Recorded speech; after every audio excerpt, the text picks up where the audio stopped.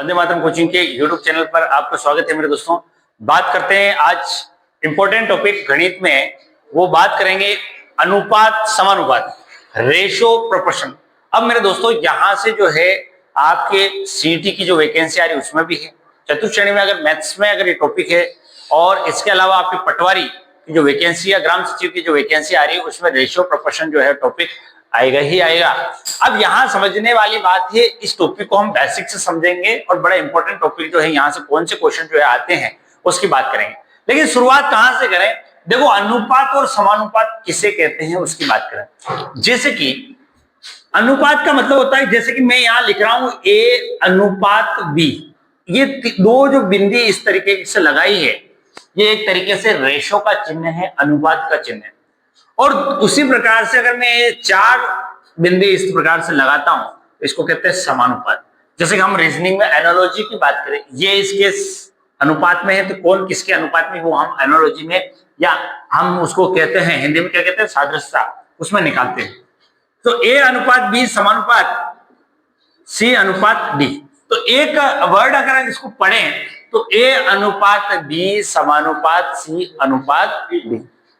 अब होता क्या मेरे दोस्तों, यहां पहली बात अगर की जाए तो जैसे कि यहां दो तीन संख्याओं का मान है और चौथी संख्याओं का हमारे पास कोई मान नहीं है, या भाई पहली संख्या का मान नहीं है, तीन संख्याओं का मान है, या दो संख्याओं का मान नहीं है और दो संख्याओं का हमारे पास मान है, तो उस मान को कैसे निकाला जाए? तो उसके लिए जैसे कि एक क्वेश्चन लेता हूं मैं यहाँ पे, 18 अनुपात 21 अनुपात 12 अनुपात x में इस क्वेश्चन में x का मान ज्ञात करो, x का मान ज्ञात करो। क्या क्वेश्चन कहा मैंने? 18 अनुपात 21 अनुपात 12 अनुपात x है। यहां थोड़ा सा आप चेंज कर लो क्योंकि ये कटेगा नहीं, यहाँ पे 18 12 कर दो और यहाँ 21 अनुपात x कर दो, ठीक, समानुपात। सॉरी, 18 अनुपात 12 समानुपात 21 अनुपात x में x का मान ज्ञात करो। अब यहां पर देखो, ये इसी प्रक्रिया में ये लिखा हुआ है, लेकिन यहां पर एक जगह x आ गया, इसका मतलब हमारे पास x का मान जो है हमको ज्ञात करना है। अब कैसे इसको ज्ञात करें? तो मेरे दोस्तों, कभी भी इस तरह के क्वेश्चन आ जाए, आप क्या करो, बाहरी संख्याओं को गुणा करो और मध्य वाले को गुणा करो। बाह्य पदों का गुणनफल बराबर मध्य पदों का गुणनफल आपस में बराबर होता है। तो हम क्या करें, 18 का गुणा किससे करेंगे बेटा? 1 से, और 12 का गुणा किससे करेंगे? 21 से। क्या समझे बेटा? ये बाहर वाली संख्या 18 का गुणा जो है हमने 1 से किया और 12 का गुणा 21 से किया, इस तरीके से जो है हमने इसको रख दिया है। अब मेरे दोस्तों, किसी भी संख्या के साथ x गुणा होगा तो वो x ही रहेगा। 18x is equal to 12 into 21। अब देखो, x की वैल्यू निकालनी है, जो भी x के साथ रहता है वो दूसरी साइड हमेशा डिवाइडेशन में जाता है। किस में जाता है बेटा? डिवाइडेशन में। तो यहां पर 12 इंटू 21 बटा 18। बोलो समझ में आया कि नहीं है? अब इसको ये कट रहा है तो काटते हैं। देखो, 3 की टेबल से भी कट रहा है, 6 की टेबल से। 6 दूनी 12 और 6 तरी 18, 6 2 जा 12 और 6 3 जा 18 हो गया। 3 7 जा 21 और 7 2 जा कितना हो गया? 14। x की वैल्यू कितनी आ गई बेटा? 14 जो है इसका आंसर है। हो सकता है यहाँ 14 रख दे तो यहाँ कोई वैल्यू जो है हमको निकालने मिल जाती। तो ऐसा क्वेश्चन जो है एक तरीके से मैंने रेशियो प्रोपोर्शन में शुरुआत की है कि a अनुपात b समानुपात c अनुपात d में कोई एक संख्या का मान हमारे पास नहीं है, तो उस संख्याओं को किस तरीके से निकालते हैं कि बाह्य पदों का गुणनफल बराबर मध्य पदों का गुणनफल, इस तरीके से सोल्व करके x की वैल्यू जो है हम आंसर निकाल सकते हैं। हाँ जी, अगले क्वेश्चन की बात की जाए मेरे दोस्तों, यहाँ पर एक क्वेश्चन आया, यदि 8 अनुपात 1 समानुपात 48 अनुपात 36 हो तो x का मान बताइए। इस क्वेश्चन को किस तरीके से हम कर सकते हैं? देखो, वही बात है कि हम पहले इसको a अनुपात b समानुपात c अनुपात d के रूप में यहाँ लिखने का प्रयास करते हैं। 48 अनुपात 36 इस तरीके से संख्या लिखनी। यहाँ क्या समझना है? वही चीज है कि बाह्य पदों का गुणनफल बराबर मध्य पदों का गुणनफल। तो मध्य पदों का गुणनफल करेंगे तो 48 इंटू x वाले को पहले साइड में रख लो, और 8 का गुणा किससे करेंगे बेटा? 36 से करेंगे। x की वैल्यू निकालनी, जो भी x के साथ रहता है वो कहा जाता है नीचे 8 इंटू 36 बटा 48 कर देंगे। पूरा समझ में आया कि नहीं है? कोई दिक्कत? 8 छंग 48 और 4 36, तो आंसर एक्स की वैल्यू कितनी आ गई बेटा?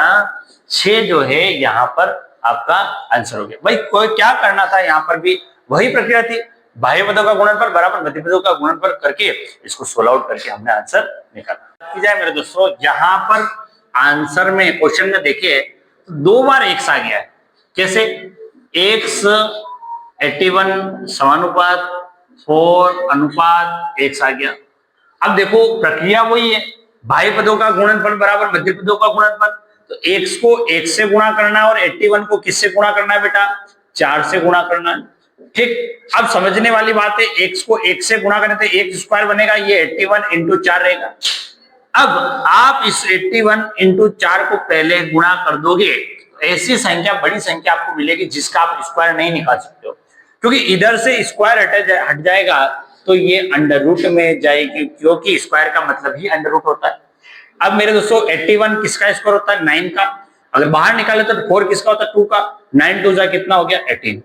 अब आप इसको गुणा करते तो पहले इसको पूरा गुणा करते फिर सोल्व आउट करते, इससे अच्छा था आपने क्या किया, अंदर ही पहले इनको बाहर निकाल के फिर गुणा किया, तो आंसर कितना आ गया बेटा? 18 जो है ये एक्स की वैल्यू आ चुकी है। अच्छा, अगले क्वेश्चन की बात की जाए मेरे दोस्तों, 36 एक्स और 49, वही काम करना जो पहले किया, बाह्य पदों का गुणनफल बराबर मध्य पदों का गुणनफल। 36 एक्स को x से गुणा करना है और 36 को 49 से करेंगे। x को x से गुणा करेंगे तो x स्क्वायर बनेगा, 36 इंटू 49।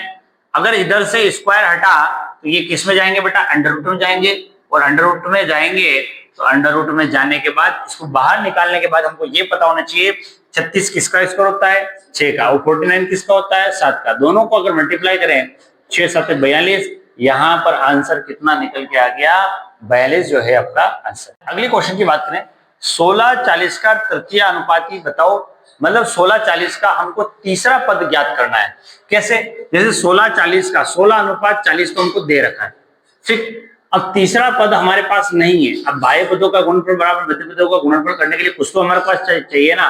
तो मेरे दोस्तों ऐसा कभी क्वेश्चन पूछ ले आपसे, 2 पद देके तीसरा पूछे या चौथा पूछे, तो कभी भी ये ध्यान रखना, दूसरा है हमारे पास तो जो दूसरा है उसी को क्या मान लो आप? तीसरा मान लो। समझे? किसी के दिमाग में सर तीसरा पद पूछा गया है, तीसरा पद हम 40 मान रहे हैं, जो दूसरा पद है उसी को तीसरा मान रहे हैं, लेकिन हमारे पास चौथा पद हमको ज्ञात करना पड़ेगा, तो यहाँ पे आप x डाल दो, ठीक। ये प्रक्रिया है। 16 को गुणा 1 से करोगे और 40 को किससे करोगे? 40 से। 16 को गुणा 1 से करेंगे 16x बन जाएगा, 40 को 40 से गुणा करेंगे, ये 16x से।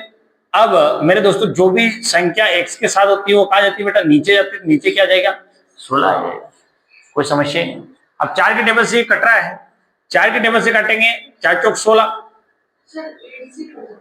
और यहां समझने वाली बात है 4 के टेबल से इसको काटेंगे तो 10 बार आ रहा है, ठीक। 4 एकम 4 और 10 हो गया, 10 को 10 से गुणा करेंगे तो यहाँ पर तीसरा पद क्या निकल के आ गया मेरे दोस्तों?